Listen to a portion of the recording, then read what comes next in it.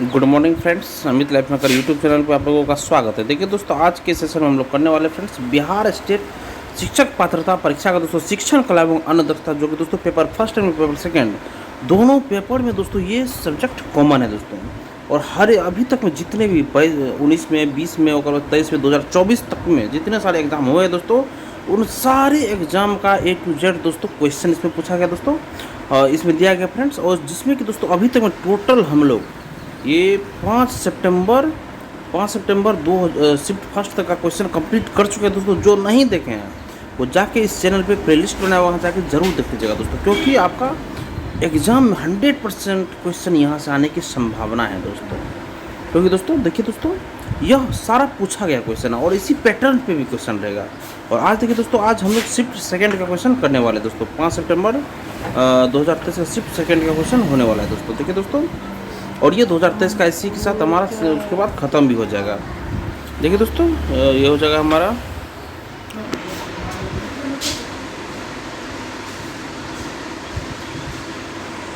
देखिए तो 5 सितंबर 2023 का दोस्तों शिफ्ट सेकंड, यहाँ पे थर्ड गलत दिया हुआ था, शिफ्ट सेकंड ही होगा दोस्तों, शिफ्ट सेकंड। देखिए दोस्तों, आज का फर्स्ट क्वेश्चन है दोस्तों इस सेट का कि शिक्षण है दोस्तों, शिक्षण बोल रहा है, शिक्षण है, शिक्षण क्या है दोस्तों? तो ऑप्शन नंबर देखिए ए सही होगा। तो शिक्षार्थी की आवश्यकता पर ध्यान देना दोस्तों, शिक्षण है शिक्षार्थी की आवश्यकता पर ध्यान देना। सॉल्यूशन देखिए इसका दोस्तों, शिक्षण शिक्षार्थी की आवश्यकता पर ध्यान देने से है, शिक्षा शिक्षार्थी केंद्रित होती है दोस्तों, शिक्षा शिक्षार्थी केंद्रित होती है और शिक्षक छात्रों की रुचि और आवश्यकताओं के अनुसार शिक्षा प्रदान करते हैं। शिक्षण का अर्थ सिखाना, ज्ञान देना होता है। शिक्षण त्रियामी प्रक्रिया है जिसमें शिक्षक, छात्र और पाठ्यक्रम शामिल दोस्तों। शिक्षण त्रिआयामी प्रक्रिया है दोस्तों, जिसमें शिक्षक, छात्र और पाठ्यक्रम शामिल है। नेक्स्ट क्वेश्चन देखिए दोस्तों, शिक्षण का आश्रित चर, शिक्षण का आश्रित चर क्या है दोस्तों? तो ऑप्शन नंबर ए देखिए, शिक्षार्थी। शिक्षण का आश्रित चर है दोस्तों शिक्षार्थी। सॉल्यूशन देखिए इसका फ्रेंड्स, शिक्षण का आश्रित चर शिक्षार्थी है। शिक्षण एक त्रिआयामी प्रक्रिया है जिसमें शिक्षक और शिक्षार्थी पाठ्यक्रम के माध्यम से अपने स्वरूप को प्राप्त करते हैं और शिक्षण की सफलता विद्यार्थी के सीखने की क्षमता पर निर्भर करता है दोस्तों, और शिक्षण की सफलता विद्यार्थी के सीखने की क्षमता पर निर्भर करता है। नेक्स्ट क्वेश्चन देखिए फ्रेंड्स, गति संवेदी शिक्षण है दोस्तों। गति संवेदी शिक्षण क्या है दोस्तों? ये शारीरिक अधिगम है दोस्तों। गति संवेदी शिक्षण दोस्तों ये शारीरिक अधिगम है फ्रेंड्स। गति संवेदी शिक्षण क्या है दोस्तों? ये शारीरिक अधिगम है। सॉल्यूशन देखिए इसका दोस्तों, गति संवेदी शिक्षण का संबंध शारीरिक अधिगम से फ्रेंड्स, और इस प्रकार की शिक्षा में शारीरिक गतिविधियों और संवेदनाओं के माध्यम से सीखने की प्रक्रिया शामिल होती है। काइनेटिक्स लर्निंग एक सीखने की शैली है जहां व्यक्ति शारीरिक गतिविधि और जुड़ाव के माध्यम से सबसे अच्छे तरीके से सीखते हैं दोस्तों। गति संवेदी शिक्षण क्या है दोस्तों? तो ये शारीरिक अधिगम है दोस्तों, गति संवेदी। और यहाँ पे शिक्षण का आश्रित चर क्या है दोस्तों? आश्रित चर शिक्षार्थी है दोस्तों, याद रखिएगा दोस्तों। नेक्स्ट क्वेश्चन देखिए फ्रेंड्स, शिक्षार्थी के समग्र विकास पर बल देता है। शिक्षार्थी के समग्र विकास पर बल देता है दोस्तों। तो ऑप्शन नंबर बी हमारा सही दोस्तों, शिक्षार्थी केंद्रित शिक्षण दोस्तों। शिक्षार्थी केंद्रित शिक्षण दोस्तों ये शिक्षार्थी के समग्र विकास पर बल देता है। शिक्षार्थी के समग्र विकास पर बल देता है, शिक्षार्थी केंद्रित शिक्षण। सॉल्यूशन देखिए इसका, शिक्षार्थी केंद्रित शिक्षण समग्र विकास पर बल देते हैं। कला वाला बल देने वाला वह शिक्षण है जो छात्र के व्यक्तिगत एवं सर्वांगीण विकास पर केंद्रित होता है। इसमें शैक्षिक और गैर शैक्षिक दोनों क्षेत्रों में छात्र के प्रदर्शन का मूल्यांकन शामिल है। नेक्स्ट क्वेश्चन देखिए दोस्तों, नेक्स्ट क्वेश्चन फ्रेंड्स, ब्लूम वर्गीकरण के लिए के नए संस्करण में संश्लेषण प्रतिस्थापन की गई है। तो ऑप्शन नंबर बी हमारा सही है दोस्तों, निर्माण से। ब्लूम वर्गीकरण के नए संस्करण में संश्लेषण प्रतिस्थापन की गई दोस्तों, ये निर्माण से संश्लेषण प्रतिस्थापन की गई दोस्तों, निर्माण से। सॉल्यूशन देखिए दोस्तों इसका, ब्लूम वर्गीकरण के नए संस्करण में संश्लेषण की प्रतिस्थापना निर्माण से की गई दोस्तों, और निर्माण की अवधारणा को अधिक व्यापक और विस्तृत माना जाता है। यह केवल जानकारी को एक साथ रखने के बारे में नहीं बल्कि नए डिजाइन को बढ़ाने के बारे में भी है दोस्तों। तो ब्लूम वर्गीकरण के नए संस्करण में संश्लेषण प्रतिस्थापना की गई दोस्तों, किसी से? तो निर्माण। ऑप्शन याद रखिए दोस्तों, निर्माण से। नेक्स्ट क्वेश्चन देखिए फ्रेंड्स, बेहतर अधिगम सुनकर होता है दृष्टिकोण है। बेहतर अधिगम सुनकर होता है दृष्टिकोण है दोस्तों। कैसा दृष्टिकोण है दोस्तों? ये विचार विमर्श की विधि का दोस्तों दृष्टिकोण है, विचार विमर्श विधि का दृष्टिकोण है दोस्तों। ये बेहतर अधिगम सुनकर होता है दृष्टिकोण है दोस्तों, विचार विमर्श विधि का है दोस्तों। सॉल्यूशन देखिए इसका फ्रेंड्स, व्याख्यान विधि में शिक्षक द्वारा जानकारी का प्रसारण किया जाता है और छात्र उसे सुनकर सीखते हैं दोस्तों।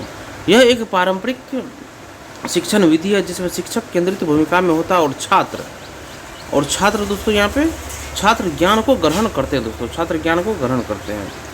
बेहतर अधिगम सुनकर होता दृष्टिकोण व्याख्या विचार विमर्श विधि का है। नेक्स्ट क्वेश्चन है निगमन विधि का दृष्टिकोण। निगमन विधि का दृष्टिकोण होगा यहाँ पे समान से विशिष्ट की ओर होगा। निगमन विधि का दृष्टिकोण यहाँ पर समान से विशिष्ट की ओर निगमन विधि का दृष्टिकोण होगा दोस्तों, समान से विशिष्ट की ओर निगमन विधि होगा। सोल्यूशन देखिए इसका, निगमन विधि में शिक्षक को पहले समान सिद्धांतों को स्थापित करना होता है और फिर उन सिद्धांतों को स्थापित करने के लिए विशिष्ट उदाहरणों का उपयोग करना होता है, इसलिए निगमन विधि का दृष्टिकोण समान से विशिष्ट की ओर होता है। नेक्स्ट क्वेश्चन है आगमन विधि शिक्षार्थी को प्रदान करता है। आगमन विधि शिक्षार्थी को प्रदान करता है तो ऑप्शन नंबर ए देखिए दोस्तों, प्रासंगिक सामग्री।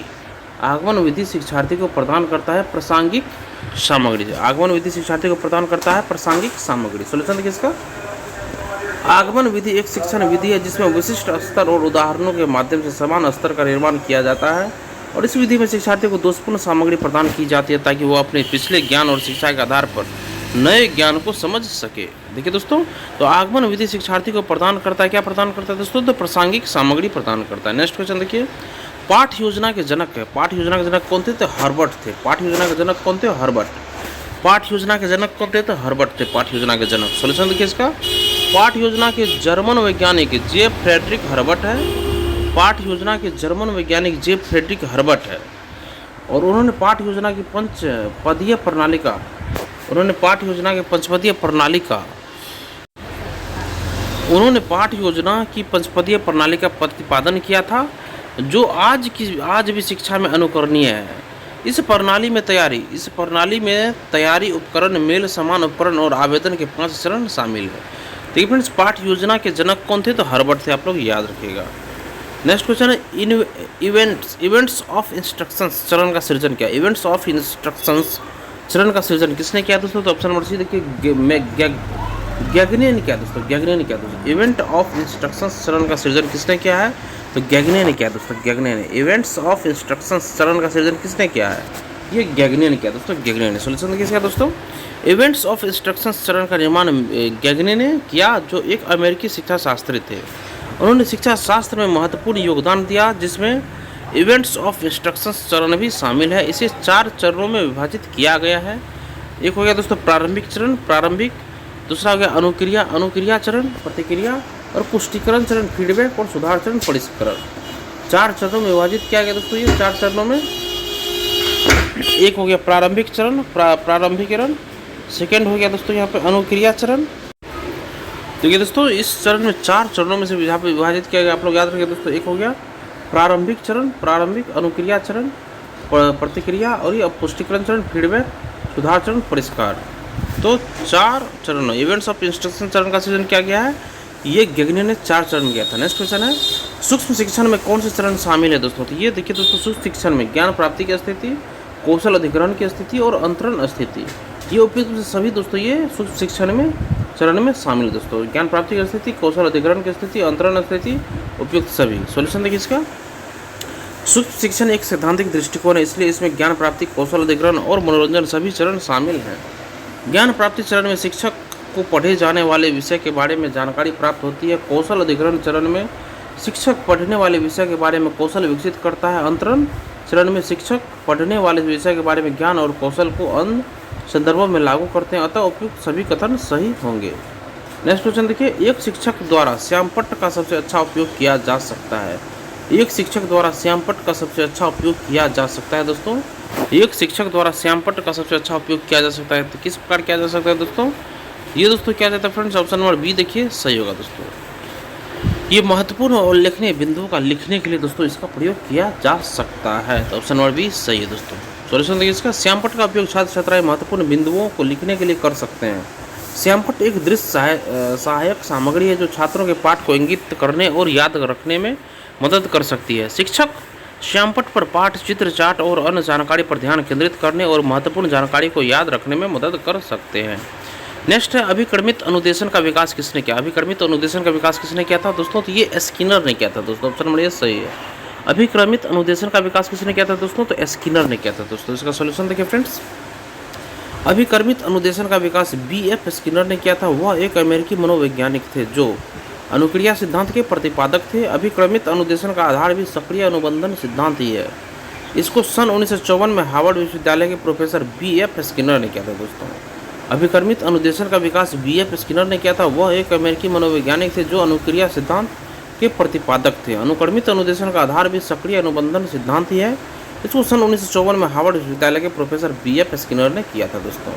याद रखिए दोस्तों, अभिक्रमित अनुदेशन का विकास किसने किया था दोस्तों? तो B.F. स्किनर ने किया था दोस्तों। आप लोग याद रखिएगा फ्रेंड्स। ये ऑप्शन नंबर दोस्तों हमारा फर्स्ट इसका सही होगा, B.F. स्किनर ने किया था फ्रेंड्स।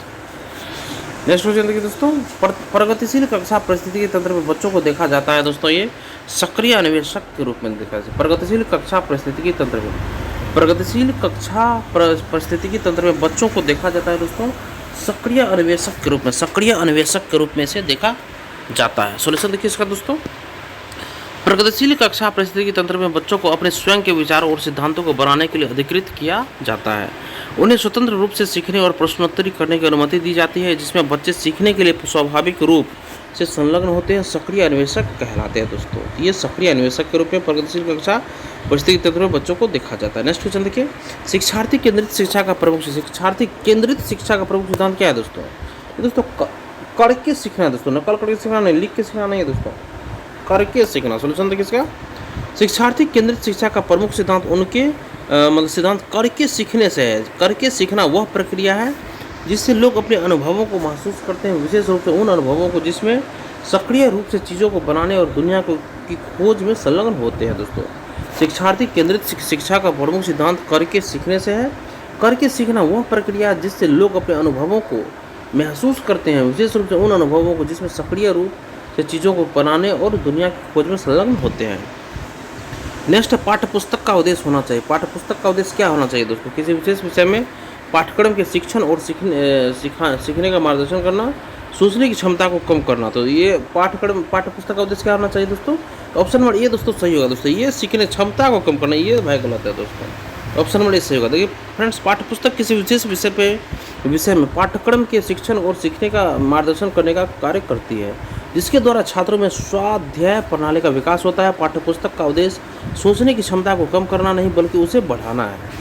नेक्स्ट क्वेश्चन देखिए दोस्तों, विश्वविद्यालय का पुस्तकालय बजट पारित किया जाता है। विश्वविद्यालय का पुस्तकालय बजट पारित किया जाता है दोस्तों। तो ऑप्शन नंबर बी कार्यकारी परिषद द्वारा दोस्तों। विश्वविद्यालय का पुस्तकालय बजट पारित किया जाता है तो कार्यकारी परिषद के द्वारा ये पारित किया जाता है दोस्तों। सॉल्यूशन देखिए इसका, पुस्तकालय बजट को पारित करने का अधिकार कार्यकारी परिषद के पास होता है दोस्तों, और कार्यकारी परिषद विश्वविद्यालय के प्रशासन के लिए जिम्मेदार है और इसमें आमतौर पर संरक्षक, उप कुलपति, सचिव और अन्य वरिष्ठ अधिकारी शामिल होते हैं दोस्तों। नेक्स्ट क्वेश्चन देखिए फ्रेंड्स, एक अच्छा शिक्षक होना चाहिए। एक अच्छा शिक्षक होना चाहिए साधन संपन्न और सहभागिता के लिए दोस्तों। एक अच्छा शिक्षक होना चाहिए दोस्तों साधन संपन्न और सहभागिता के लिए दोस्तों। एक अच्छा शिक्षक होना चाहिए साधन संपन्न और सहभागिता के लिए दोस्तों। सॉल्यूशन देखिए इसका फ्रेंड्स, एक अच्छा शिक्षक साधन संपन्न और सहभागी होना चाहिए। साधन संपन्न एक शिक्षक को अपने विषय में अच्छी और गहरी समझ लेनी चाहिए। उसे अपने विषय में नवीनतम जानकारी से परिचित होना चाहिए। एक अच्छा शिक्षक साधन संपन्न और सहभागी होना चाहिए। साधन संपन्न एक शिक्षक को अपने विषय में अच्छी और गहरी समझ लेनी चाहिए। उसे अपने विषय में नवीनतम जानकारी से परिचित होना चाहिए। तो क्या होगा दोस्तों यहाँ पे, एक अच्छा शिक्षक होना चाहिए दोस्तों साधन संपन्न, निरंकुश नहीं होना चाहिए, साधन संपन्न और सहभागिता होना चाहिए। साधन संपन्न प्रमुख वाला प्रभावशाली, ये भी गलत है दोस्तों। नेक्स्ट क्वेश्चन देखिए, छात्र आमतौर पर एक शिक्षक की प्रशंसा करते हैं जो, ऑप्शन नंबर बी देखिए दोस्तों, सभी छात्रों से मित्र होते हैं दोस्तों। छात्र आमतौर पर एक शिक्षक की प्रशंसा करते हैं, छात्र आमतौर पर एक शिक्षक की प्रशंसा करते हैं जो सभी छात्रों से मित्र होते हैं दोस्तों। सॉल्यूशन देखिए फ्रेंड्स, छात्र आमतौर पर एक शिक्षक की प्रशंसा तब करते हैं जब शिक्षक सभी छात्रों से मित्रवत व्यवहार करते हैं, अपने विद्यार्थी को पढ़ाता है, वह छात्रों को अधिक आरामदायक महसूस करा सकता है और उनके साथ मित्रवत व्यवहार स्थापित कर सकता है। नेक्स्ट क्वेश्चन देखिए दोस्तों, शिक्षण एक पारस्परिक गतिविधि, शिक्षण एक पारस्परिक गतिविधि है दोस्तों। तो ऑप्शन नंबर बी सही होगा दोस्तों, शिक्षक और छात्र के बीच दोस्तों ये पारस्परिक गतिविधि है दोस्तों। शिक्षण एक पारस्परिक गतिविधि, शिक्षण एक पारस्परिक गतिविधि है दोस्तों। शिक्षक और छात्र के बीच की दोस्तों ये है, शिक्षक और छात्र के बीच की दोस्तों ये गतिविधि है। क्या बोला दोस्तों, शिक्षण एक पारस्परिक गतिविधि है, शिक्षण एक पारस्परिक गतिविधि है शिक्षक और छात्र के बीच दोस्तों। सॉल्यूशन देखिए फ्रेंड्स, शिक्षण एक पारस्परिक गतिविधि है जिसमें शिक्षक और छात्र एक दूसरे से ज्ञान, कौशल, व्यवहार और दृष्टिकोण का आदान प्रदान करते हैं, जिसमें छात्र ज्ञान प्राप्त करता है और कौशल सीखता है। इस प्रक्रिया में दोनों पक्षों के बीच संवाद और सहयोग होता है दोस्तों। नेक्स्ट क्वेश्चन देखिए फ्रेंड्स, नेक्स्ट क्वेश्चन है फ्रेंड्स कि वर्तमान परीक्षा प्रणाली में किस क्षेत्र के उद्देश्यों का मुख्य रूप से मूल्यांकन किया जाता है। तो ऑप्शन नंबर बी सही है दोस्तों, संज्ञानात्मक क्षेत्र का मुख्य रूप से मूल्यांकन किया जाता है दोस्तों। वर्तमान परीक्षा प्रणाली में किस क्षेत्र के उद्देश्य का मुख्य रूप से मूल्यांकन किया जाता है। तो भावात्मक का नहीं होगा, संज्ञानात्मक क्षेत्र का होगा, न ही मनोगत्यात्मक क्षेत्र का होगा। सोल्यूशन देखिए इसका, वर्तमान परीक्षा प्रणाली में संज्ञानात्मक क्षेत्र के उद्देश्यों का मुख्य रूप से मूल्यांकन किया जाता है। शिक्षा क्षेत्र में सीखने के उद्देश्य शामिल हैं जो ज्ञान के विश्लेषण या मान्यता, स्थिरता और कौशल के विकास से संबंधित है। नेक्स्ट क्वेश्चन देखिए, मात्रात्मक निर्णय की प्रक्रिया। मात्रात्मक निर्णय की प्रक्रिया क्या है, ये मापन है। मात्रात्मक निर्णय की प्रक्रिया है मापन है। सोल्यूशन देखिए इसका, मात्रात्मक निर्णय की प्रक्रिया मापन है। मात्रात्मक निर्णय की प्रक्रिया में किसी भी समस्या या अवसर के अनुसार विभिन्न पदों पर निर्णय लेने वाले व्यक्ति या समूह सबसे अच्छे निर्णय लेने के लिए विश्लेषण होते हैं। तो मात्रात्मक निर्णय की प्रक्रिया क्या है, ये मापन है दोस्तों, मापन।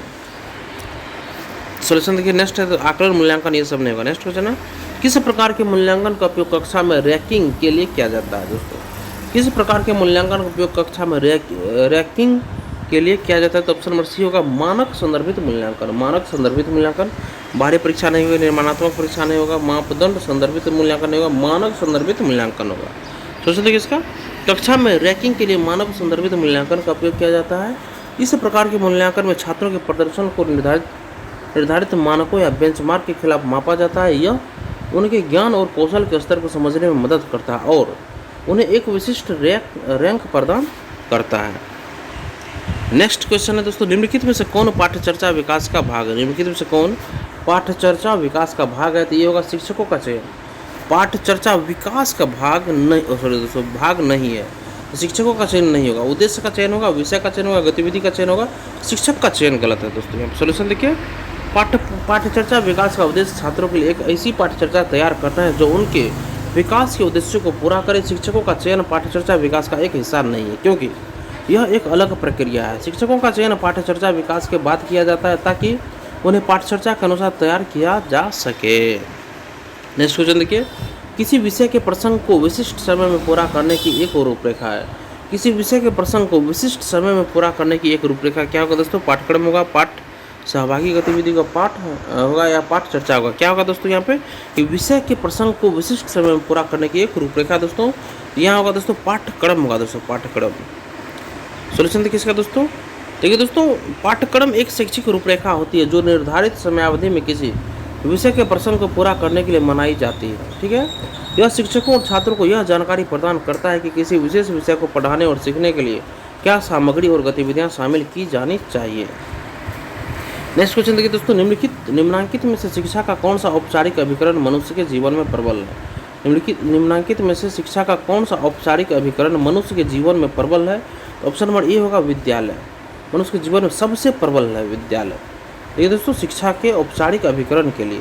सोल्यूशन देखिए इसका दोस्तों, शिक्षा के औपचारिक अभिकरण से संस्थाएं या संगठन होते हैं जहाँ शिक्षा की प्रक्रिया नियोजित ढंग से चलती है। इसमें विद्यालय, महाविद्यालय और शिक्षण संस्थान शामिल होते हैं जहाँ शिक्षा की प्रक्रिया नियोजित रूप से मनुष्य के जीवन में शिक्षा का प्रबल औपचारिक अभिकरण है। नेक्स्ट क्वेश्चन देखिए, संविधान के किस अनुच्छेद के द्वारा शिक्षा को मौलिक अधिकार का दर्जा मिला है। तो ऑप्शन नंबर सी देखिए, अनुच्छेद 21 का ए। संविधान के किस अनुच्छेद के द्वारा शिक्षा को मौलिक अधिकार का दर्जा मिला है। शिक्षा को मौलिक अधिकार का दर्जा मिला है, तो यह अनुच्छेद 21 का ए में। सोचिए किसका, संविधान के अनुच्छेद 21 के ए के द्वारा शिक्षा को मौलिक अधिकार का दर्जा मिला है। इसमें 6 से 14 वर्ष आयु समूह के सभी बच्चों को मुफ्त और अनिवार्य शिक्षा का अधिकार दिया है। शिक्षा का अधिकार अधिनियम 2009 के माध्यम से संविधान में शामिल किया गया दोस्तों। नेक्स्ट क्वेश्चन है, बच्चों के अधिगम के लिए सबसे आवश्यक कारक क्या है दोस्तों। तो ये बच्चों की तत्परता है। बच्चों के अधिगम के लिए सबसे आवश्यक कारक क्या है दोस्तों। तो बच्चों की तत्परता है दोस्तों।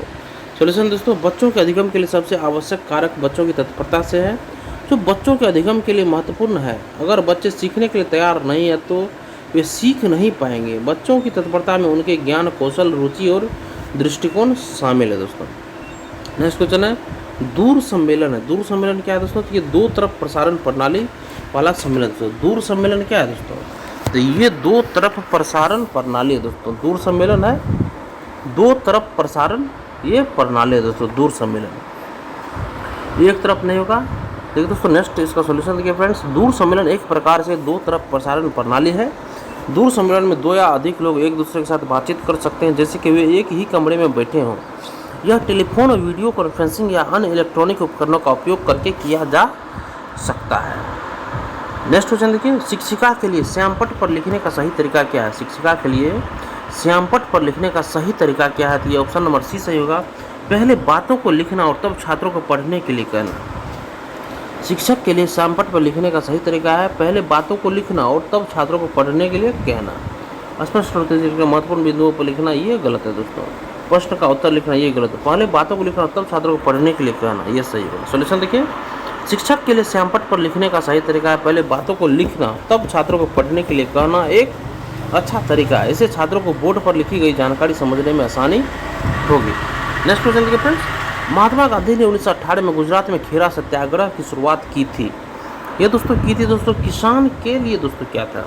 महात्मा गांधी ने 1918 में गुजरात में खेरा सत्याग्रह की शुरुआत की थी दोस्तों किसान के लिए। देखिए दोस्तों, महात्मा गांधी ने 1918 में गुजरात में खेरा सत्याग्रह की शुरुआत किसानों द्वारा बढ़ी हुई लागान की वसूली के विरुद्ध की शुरू किया गया। खेरा के किसानों का सहयोग गांधी जी ने इंदुलाल याग्निक और वल्लभ भाई पटेल के साथ किया था। उन्होंने किसानों को लगान न अदा करने का सुझाव दिया था दोस्तों। नेक्स्ट है, निम्नलिखित में से कौन सा सुमेलित नहीं है दोस्तों? देखिए फ्रेंड्स, सबसे पहले फिरोजाबाद यूपी कांच की चूड़ियों के लिए प्रसिद्ध है दोस्तों। फिरोजाबाद यूपी का फिरोजाबाद दोस्तों ये कांच की चूड़ियाँ के लिए प्रसिद्ध है। नेक्स्ट है भागलपुर बिहार, ये दोस्तों रेशम के लिए प्रसिद्ध है।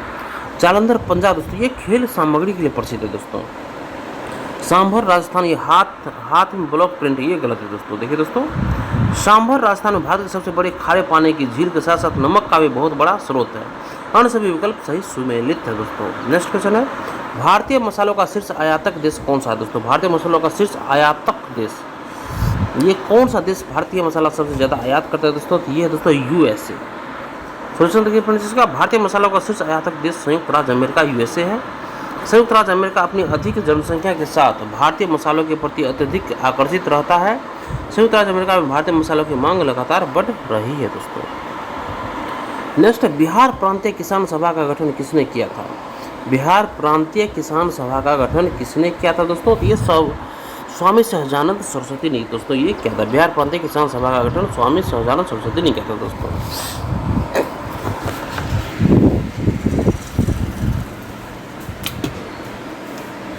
देखिए दोस्तों, हमारा सॉल्यूशन इसका फ्रेंड्स, बिहार प्रांतीय किसान सभा का गठन 1929 में स्वामी सहजानंद सरस्वती द्वारा किया गया था। इसका उद्देश्य था कि जमींदारों के खिलाफ किसान शिकायतों को उठाना तथा भारत में किसानों के आंदोलन को बढ़ावा देना था। नेक्स्ट क्वेश्चन है, भारत में निर्मित प्रथम क्रूज शिप का नाम क्या है? भारत में निर्मित प्रथम क्रूज शिप का नाम क्या है दोस्तों? तो ऑप्शन नंबर ए देखिए दोस्तों, गंगा विलास। भारत में निर्मित प्रथम क्रूज शिप का नाम है दोस्तों ये गंगा विलास। ठीक है, भारत में निर्मित प्रथम क्रूज शिप का नाम गंगा विलास है। प्रधानमंत्री मोदी ने वाराणसी में सबसे लंबे नदी क्रूज एमवी गंगा विलास को जनवरी 2023 में हरी झंडी दिखाई है दोस्तों। नेक्स्ट क्वेश्चन फ्रेंड्स, ओजोन स्तर के उच्च होने पर जीवित रहने के लिए किस प्रकार की सावधानियां बरतनी चाहिए? ओजोन स्तर के उच्च होने पर जीवित रहने के लिए किस प्रकार की सावधानियां बरतनी चाहिए दोस्तों? देखिए दोस्तों, कम ड्राइव करें, ये भी सही है। हाइड्रेटेड रहे, ये भी सही है दोस्तों। ऑप्शन सी सही है, ये और भी दोनों सही है दोस्तों। देखिए दोस्तों, ओजोन स्तर के उच्च होने पर जीवित रहने के लिए कम ड्राइव करें तथा हाइड्रेटेड रहे प्रकार की सावधानियां बरतनी चाहिए। ओजोन परत समताप मंडल में पाई जाती है। इसकी मोटाई डॉप्सन में मापी जाती है। ओजोन परत को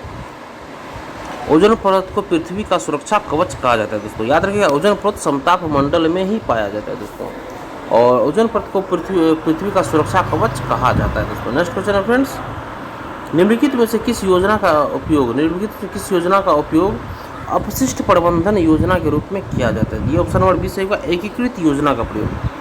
निम्नलिखित में से किस योजना का उपयोग अपशिष्ट प्रबंधन योजना के रूप में किया जाता है दोस्तों? तो एकीकृत योजना का प्रयोग अपशिष्ट प्रबंधन योजना के रूप में किया जाता है। पुनः उपयोग की योजना ये गलत है। रिसाइकलिंग के लिए योजना ये भी गलत है। कम करने की योजना ये भी गलत है। एकीकृत योजना, सोल्यूशन इसका, एकीकृत योजना का उपयोग अपशिष्ट प्रबंधन योजना के रूप में किया जाता है। किसी भी पदार्थ का प्राथमिक उपयोग करने या होने के बाद तो शेष बचता उसे अपशिष्ट या अवांछित पदार्थ कहा जाता है। नेक्स्ट क्वेश्चन है, वन आवरण को बढ़ाने के लिए, वन आवरण को बढ़ाने के लिए व्यापक रूप से वृक्षारोपण को जाना जाता है। वन आवरण को बढ़ाने के लिए व्यापक रूप से वृक्षारोपण को जाना जाता है, तो ऑप्शन नंबर ए सही है, वनीकरण। वन आवरण को बढ़ाने के लिए व्यापक रूप से वृक्षारोपण को जाना जाता है, ये वनीकरण के रूप में जाना जाता है। सॉल्यूशन देखिए इसका, वन आवरण को बढ़ाने के लिए व्यापक रूप से वृक्षारोपण को वनीकरण के रूप में जाना जाता है। नेक्स्ट क्वेश्चन देखिए, महासागरों के बड़े प्रभावी डैश के कारण समुद्र का तापमान भूमि के तापमान की तुलना में अधिक धीरे धीरे बढ़ता है। महासागरों के बड़े प्रभावी डैश के कारण समुद्र का तापमान भूमि के तापमान की तुलना में अधिक धीरे धीरे बढ़ता है। ये किस चीज़ के कारण? तो गर्मी संतुलन, हीट एक्सपेंशन, गर्मी हस्तांतरण किसके कारण बढ़ता है दोस्तों? तो देखिए दोस्तों इसका ऑप्शन नंबर हमारा ये सही हो जाएगा दोस्तों, ताप की गुंजाइश। तो महासागरों के बड़े प्रभावी ताप की गुंजाइश के कारण समुद्र का तापमान भूमि के तापमान की तुलना में अधिक धीरे धीरे बढ़ता है दोस्तों। सॉल्यूशन देखिए फ्रेंड्स इसका, महासागरों के बड़े प्रभावी ताप की गुंजाइश के कारण समुद्र का तापमान भूमि के तापमान की तुलना में अधिक धीरे धीरे बढ़ता है। अब नेक्स्ट क्वेश्चन देखिए दोस्तों, गुलाबी सिर वाली बत्तख किस श्रेणी में आती है दोस्तों? गुलाबी सिर वाली बत्तख किस श्रेणी में आती है दोस्तों? तो ये विलुप्त प्रजातियों की श्रेणी में आती है दोस्तों। सॉल्यूशन है दोस्तों इसका, गुलाबी सिर वाली बत्तख विलुप्त प्रजातियों की श्रेणी में आती है। प्राकृतिक संरक्षण के लिए अंतर्राष्ट्रीय संघ IUCN वर्ष 1963 में विलुप्त, प्राय असुरक्षित तथा दुर्लभ जीवों तथा पादपों से संबंधित रेड डाटा बुक जारी करता है। IUCN की स्थापना 5 अक्टूबर 1948 को फ्रांस में की गई। नेक्स्ट क्वेश्चन है, परिवार के 7 सदस्यों की औसत आयु 75 वर्ष है। देखिए दोस्तों, परिवार के 7 सदस्यों की औसत आयु 75 वर्ष है, तो 6 की औसत आयु 74 है। देखिए 7 गुना 75 कर देंगे, ठीक है, 7 गुना 75 जितना हो जाएगा। फिर उसमें बोल रहा है 6 की औसत आयु, तो 6 गुना 74 कर देंगे, यहाँ पे इतना वर्ष है दोस्तों, 74 वर्ष है। 7 की उम्र क्या है परिवार के सदस्य? 7 की उम्र क्या है दोस्तों? देखिए सबसे पहले इसका औसत निकालेंगे, इसका औसत दिए, दोनों को गुना करके लिख लेंगे, कितना होगा दोस्तों, बाद में माइनस कर देंगे, वही हमारा 7वां निकल जाएगा। देखिए दोस्तों यहाँ पे गुना कर दिए, 525 आया, इसको गुना किया तो 444 माइनस कर दिए, 81 हमारा आंसर हो गया। नेक्स्ट क्वेश्चन है, 13,000 रुपया की राशि को, रुपया हमारा कितना मूलधन दोस्तों? 13,000, 5% रेट हो गया दोस्तों। ये साधारण ब्याज दर से 5 वर्षों के लिए समय भी हमको दिया हुआ है दोस्तों, उधार दिया जाता है। तो 5 वर्ष बाद कितनी राशि प्राप्त होगी? 5 वर्ष बाद कितनी राशि? ऐसा देखिए, तो इसका हमें सिंपल इंटरेस्ट हम निकालेंगे दोस्तों। सिंपल इंटरेस्ट निकालेंगे फ्रेंड्स, तो PRT सबको तीनों को मल्टीप्लाई कर दिए, बटे 100 करेंगे तो 3250 रुपये हमारा निकल जाएगा। 5 वर्ष के बाद की बात कर रहा है दोस्तों। यहाँ पे क्या जाएगा फ्रेंड्स? मूलधन कितना है हमारा? 13,000, ठीक है, 13,000 मूलधन हो गया दोस्तों। और 5 वर्ष तो यहाँ पर दिया हुआ है, ये पहले से दोस्तों कि 5 वर्ष बाद क्या प्राप्त होगी, तो इसमें 3250 इसमें ऐड कर देंगे दोस्तों। 5 वर्ष बाद कितनी राशि कितनी राशि प्राप्त होगी सब मिला के दोस्तों, तो 13,000 प्लस 3250 इसको जोड़ दिए दोस्तों, तो 16,250 हमारा आंसर हो जाएगा दोस्तों। नेक्स्ट क्वेश्चन देखिए दोस्तों, 43 नंबर में इसको गुना करना है दोस्तों, ये सबको गुना करना फ्रेंड्स। इसको गुना करने के लिए क्या करेंगे दोस्तों? किसके इसमें बोला दोस्तों किसके समान है दोस्तों, किसके समान है दोस्तों? इसमें हम लोग करेंगे क्या? सबसे पहले देखिए दोस्तों यहाँ पे 54 300 3 1 4 4 2 6 2 3 2 3 2 5 4 6 4 2 6 35 से 72, ये तो नहीं होगा दोस्तों, ये ख़त्म हो गया। ये वाला में 1 इधर गया, इसमें 2 इधर गया, 2 1 3 3, ये हो जाएगा दोस्तों। ऑप्शन नंबर इसका देखिए दोस्तों, इसका ए हो जाना चाहिए दोस्तों। देखिए बी इसका आंसर होगा दोस्तों। अभी देखिए दोस्तों किस प्रकार से ये सॉल्व किया। देखिए दोस्तों सबसे पहले इसका अगर हम 1 दशमलव इधर लेकर आते हैं दोस्तों तो गुना 10 कर देंगे, ठीक है। 372 अगर 2 दशमलव इधर लेकर आते हैं तो गुना 100 मल्टीप्लाई कर देंगे दोस्तों, ठीक है, 100 कर देंगे। उसके बाद देखिए दोस्तों 0.0057 है दोस्तों। तो यहाँ पे अगर इसमें हम क्या करते हैं दोस्तों, अब इसमें 0.66 है। और देखिए दोस्तों अगर ऐसा हाँ इसमें और क्या करेंगे फ्रेंड्स, जैसे देखिए तो यहाँ पर 10,000 से इसको मल्टीप्लाई किया और 1,000 से इसको भागा दिया दोस्तों। और 1,000 से देखिए दोस्तों हम काटेंगे फ्रेंड्स, 1 2 3, ये तीनों 1 2 3 ये तीनों कट जाएगा दोस्तों। उसके बाद देखिए यहाँ पे 2 अंक इधर खिसकाया था दोस्तों, क्या बोलते हैं 1 अंक इधर खिसकाया था, और यहाँ पे कितना खिसकाया था, इस यहाँ पर 3 अंक इधर खिसकाया था। 3 अंक दिए, 3 अंक को काट दिए। उसके बाद यहाँ पे ये हो गया दोस्तों, अब ये सर दोस्तों ये मल्टीप्लाई करके इतना आ जाएगा, आप लोग देख लीजिए। नेक्स्ट क्वेश्चन देखिए दोस्तों, नेक्स्ट क्वेश्चन देखिए फ्रेंड्स, 4 अंकों की वह बड़ी से बड़ी संख्या जो 4 अंकों की हमें सबसे बड़ी संख्या ज्ञात करना है दोस्तों, जो कि 15, 25 और 40, 75 से विभाज्य होती है। देखिए सबसे पहले दोस्तों हम इन तीनों का एलसीएम निकालेंगे दोस्तों। तीनों का एलसीएम जितना निकलेगा दोस्तों, उसके बाद 4 अंकों की सबसे बड़ी संख्या हम उसको माइनस कर देंगे। देखिए दोस्तों यहाँ पे हम क्या करेंगे दोस्तों, तीनों का एलसीएम अगर निकालते हैं तो एलसीएम हमारा 600 हो जाएगा। ठीक है दोस्तों, अब 600 हो गया दोस्तों। 4 अंकों की सबसे बड़ी संख्या की बात हो रही है दोस्तों। 4 अंकों देखिए 600 यहाँ पे हो गया दोस्तों। 600 में n बराबर दोस्तों सबसे बड़ी संख्या की बात कर रही है दोस्तों, यहाँ पे दोस्तों 600 गुना यहाँ पे n हो जाएगा दोस्तों। 600 गुना n हो जाएगा दोस्तों। n रखने पर n यहाँ पर अगर दोस्तों हम लोग 16 रखते हैं फ्रेंड्स, 16 रखते हैं तो यहाँ पर हमारा 96 से हो जाएगा दोस्तों। तो देखिए यहाँ पर 99 99 99 देखिए दोस्तों यहाँ पे हमारा आंसर इसमें होगा 96 से आंसर आ रहा है दोस्तों। 4 अंकों की सब वह बड़ी से बड़ी संख्या जो 15 इतना इतना इतना से भाग होगा दोस्तों। तो देखिए दोस्तों इसमें हमें ऑप्शन के हिसाब से हमें चलना है दोस्तों। इसमें ऑप्शन के हिसाब से हमें चलना है दोस्तों।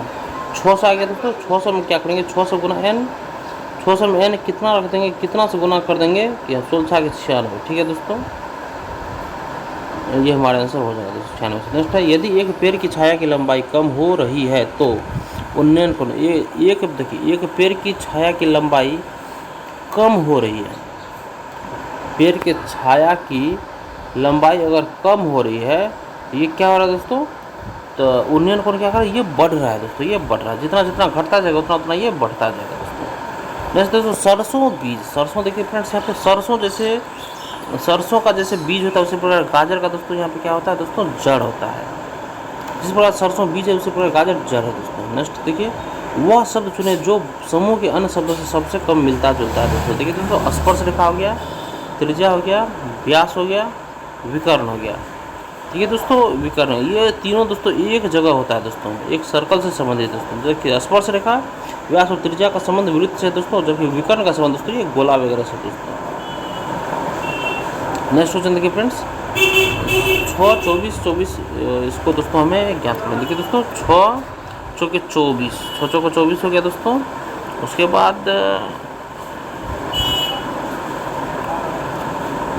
6 चौके 24, उसके बाद हो जाएगा दोस्तों यहाँ पे किस प्रकार से सीखा दोस्तों 6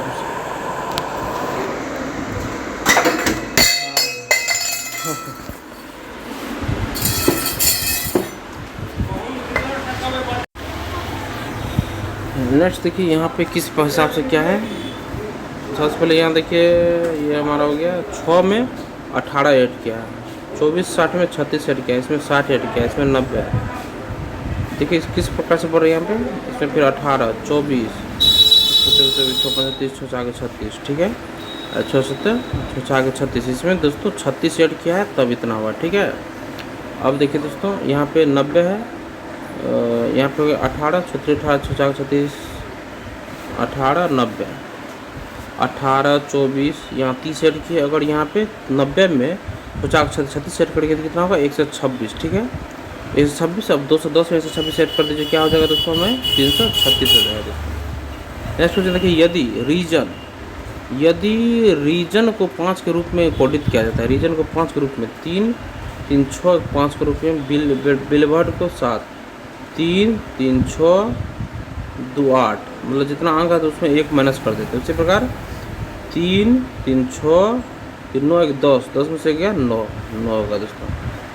नेक्स्ट है एक पुरुष का परिचय कराते हुए एक महिला ने कहा वह मेरी माँ की माँ का इकलौता।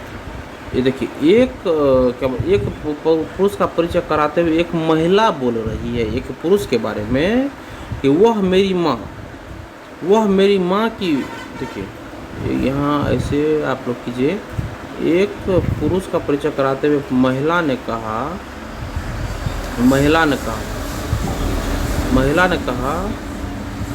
कि वह मेरी माँ हो गया, मेरी माँ के माँ का इकलौता पुत्र है, इकलौता पुत्र है, इसका पुत्र हो गया ये, तो इकलौता पुत्र है। तो स्त्री से पुरुष किस प्रकार संबंधित है, तो महिला ये अगर माँ का भाई क्या हो जाएगा, ये माँ का भाई क्या हो जाएगा, ये स्त्री से पुरुष किस प्रकार से, स्त्री कौन है पुरुष का स्त्री कौन हो जाएगा दोस्तों, बहन का बेटी क्या हो जाएगा दोस्तों, बहन का बेटी भगनी हो जाएगी दोस्तों, भतीजी भी इसको बोल सकते हैं हम लोग। ऑप्शन नंबर डी सही है दोस्तों, भतीजी हो जाएगा दोस्तों। और इसी के साथ हमारा सेशन देखिए दोस्तों आज हम यहीं पे ख़त्म कर दे दोस्तों। कल के सेशन में दोस्तों हम लोग करेंगे 18 सितंबर 2020 का क्वेश्चन दोस्तों। और देखिए दोस्तों अगर यह सेशन आप लोगों को पसंद आया फ्रेंड्स तो सेशन को एक लाइक जरूर कर दीजिएगा और किसी को व्हाट्सएप ग्रुप में इस वीडियो को जरूर शेयर कर दीजिएगा दोस्तों। और चैनल को सब्सक्राइब कर लीजिए दोस्तों। लेटेस्ट इन्फॉर्मेशन पाने के लिए बेल आइकन के बटन को आप लोग दोस्तों जरूर दबा लीजिएगा। धन्यवाद दोस्तों, आपका दिन शुभ हो।